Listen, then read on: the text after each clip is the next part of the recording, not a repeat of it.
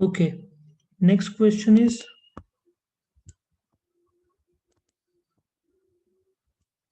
advantages of HRIS. ठीक है, सबसे पहला एडवांटेज है तुम्हारा पर्सनल एडमिनिस्ट्रेशन।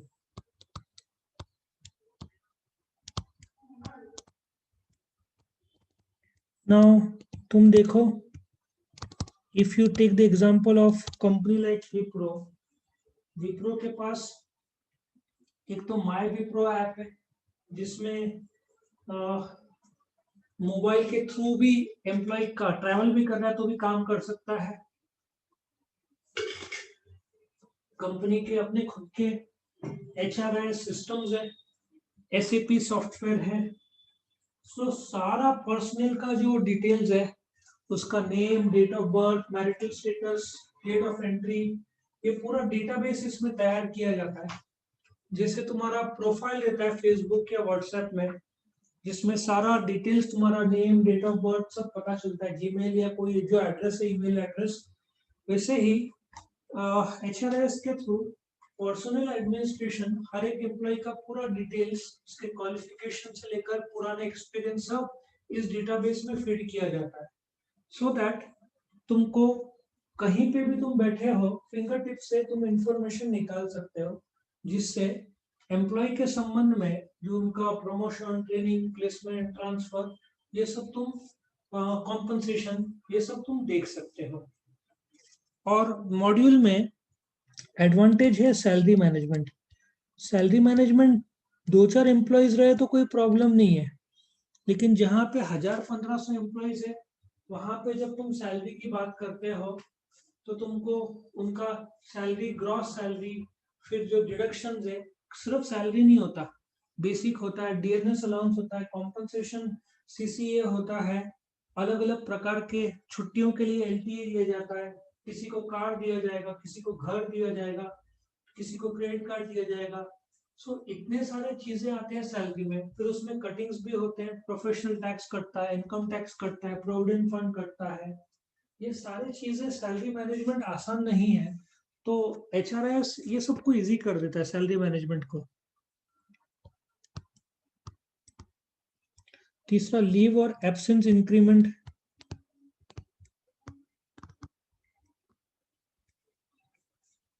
ना HRIS से क्या फायदा होता है कि एम्प्लॉय का एब्सेंस पता चल जाता है, ना सीधा हिसाब है, उसका एंट्री एग्जिट, कब आया कब गया, पूरा रिकॉर्डिंग इसमें रहता है। मतलब जो एम्प्लॉय का पूरे महीने का अटेंडेंस इसमें आ जाता है, कहीं पे भी एम्प्लॉय ने बोला नहीं मैं प्रेजेंट था, मैं एब्सेंट था, पूरा कुछ कर ही नहीं सकता, सब टेक्नोलॉजी ड्रिवन है। पहले जो गवर्नमेंट स्कूल्स में कुछ एम्प्लॉयज हफ्ते हफ्ते नहीं जाते थे क्योंकि कोई अटेंडेंस रजिस्टर में जाके सिर्फ एक साथ साइन कर देते थे। अभी जैसे अटेंडेंस के रिकॉर्ड्स आ गए हैं, डिजिटल क्लॉक्स आ गए हैं, जो कि इंटरनेट का कनेक्टेड डायरेक्टली महाराष्ट्र गवर्नमेंट के साथ है, तो एम्प्लॉय को मजबूरन जाना ही पड़ता है क्योंकि वो लोग एब्सेंट रहे तो दिख जाएगा, वो लोग जब तक कार्ड स्वाइप करेंगे तो पता चल जाएगा उन लोग एंटर किए हैं। पहले क्या होता था, रजिस्टर में कोई भी साइन कर देता था, अब ये सब नहीं रहा।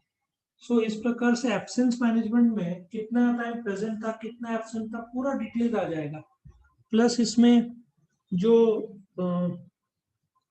ट्रेनिंग मॉड्यूल है वो मदद करता है स्किल मैनेजमेंट के लिए। यदि कोई प्रकार का स्किल एम्प्लॉय को प्रोवाइड करना है जिससे वो कंपनी में योगदान दे सके, वो भी इसमें आ सकता है।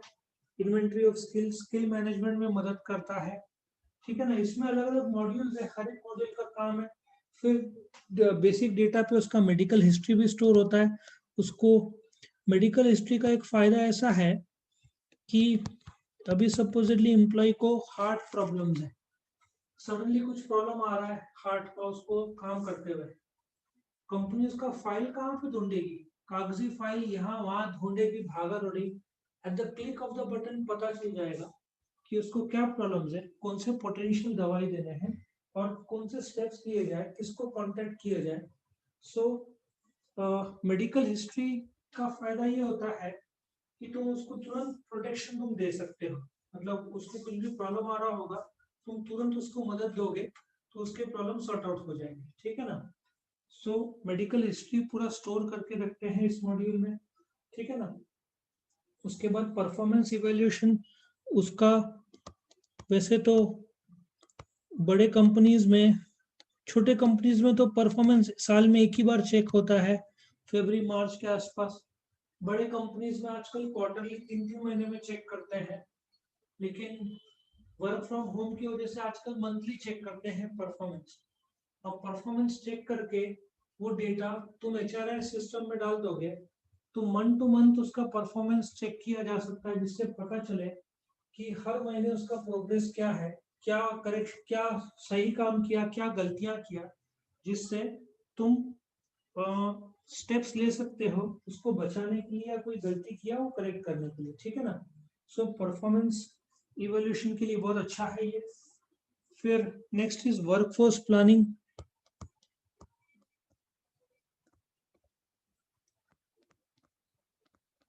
वर्कफोर्स प्लानिंग में जैसे तुम्हारे पास एम्प्लॉय जो मॉड्यूल्स है, टैलेंट मैनेजमेंट सिस्टम्स के मॉड्यूल है, तुमको पता होना चाहिए तुम्हारे पास एग्जिस्टिंग एम्प्लॉय का कितना टैलेंट है, तुमको कौन से एम्प्लॉयज चाहिए, उनके पास क्या स्किल चाहिए, जिससे मॉड्यूल के थ्रू तुम आराम से प्लान कर सकते हो।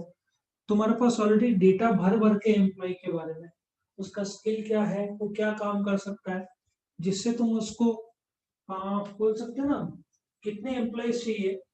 अब जैसे कि नासिक में कॉलेज रोड में जो बॉलीवुड कैफे पाव भाजी का है, उन लोगों ने सिटी सेंटर में भी खोला था, तो जो कॉलेज रोड का पाव भाजी अच्छा बनाता था उसको सिटी सेंटर में शिफ्ट किया, फिर कुछ दिन बाद वापस इधर लेकर आए।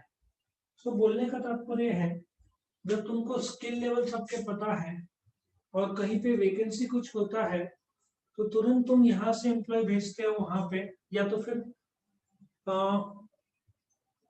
तुम्हारे एग्जिस्टिंग एम्प्लॉय के बजाय बाहर के एम्प्लॉय को अपॉइंट करते हो।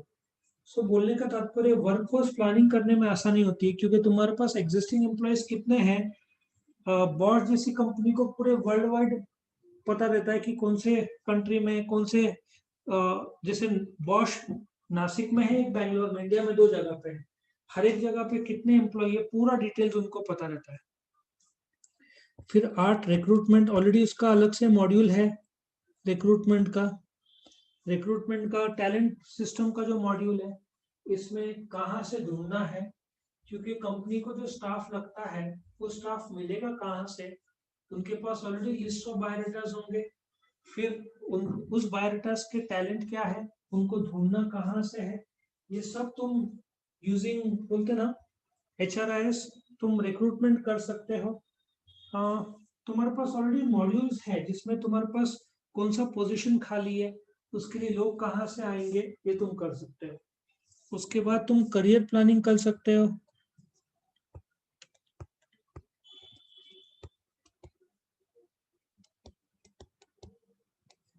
सो पेन लिख नहीं रहा है। करियर प्लानिंग, करियर प्लानिंग में तुम एम्प्लॉय के साथ बैठ के बोलते ना प्रोफेशनल डेवलपमेंट। अब तुम जैसे मैंने बताया था बॉम्बे में मेरे पहचान का एक जन है जो ICICI बैंक के अकाउंट्स डिपार्टमेंट में था, पर बोलने में एक्सपर्ट था, तो उसके साथ कंपनी बैठ के एक बार प्लान किया, why don't you shift to the marketing department जहां पे तू अच्छा परफॉर्म कर सकता है। He accepted and then he was shifted to marketing department, जहां उसने काफी अच्छा परफॉर्मेंस और प्रोग्रेस किया। सो बोलने का तात्पर्य यह है कि HRIS सिस्टम में तुम एम्प्लॉय का पूरा ट्रैक रिकॉर्ड, उसने ज्वाइनिंग डेट यहाँ पे, पुराना ज्वाइनिंग डेट, उसका पूरा हिस्ट्री जब तुम्हारे पास है तो तुम आराम से उसका करियर प्लानिंग कर सकते हो यूजिंग द डेटा जो तुम्हारे पास मौजूद है। और लास्ट में कलेक्टिव बार्गेनिंग, जो एम्प्लॉय को क्या होता है कि बार बार मीटिंग करने के बजाय तुम ऑनलाइन, कलेक्टिव कट हो गया वो कलेक्टिव बार्गेनिंग, तुम ऑनलाइन HRIS में उनके क्या रिक्वायरमेंट्स है, जो तुम्हारा पॉइंट नंबर 7 था, एम्प्लॉय सेल्फ सर्विस मॉड्यूल, अलग से जो पिछले वीडियो में एम्प्लॉय सेल्फ सर्विस मॉड्यूल में वो लोग क्या चाहते हैं कंपनी से, और तुम्हारे पास क्या पॉसिबिलिटीज है, इससे क्या होता है बार्गेनिंग इजी हो जाता है, कलेक्टिव बार्गेनिंग। कि तुम क्या चाहते हो, वो क्या चाहता है, मैच किया जा सकता है। सो HRIS सिस्टम की मदद से आज के तारीख में एंटायर पर्सनल मैनेजमेंट हैंडल होता है, करेक्ट। तो यहाँ पे एडवांटेजेस खत्म होता है।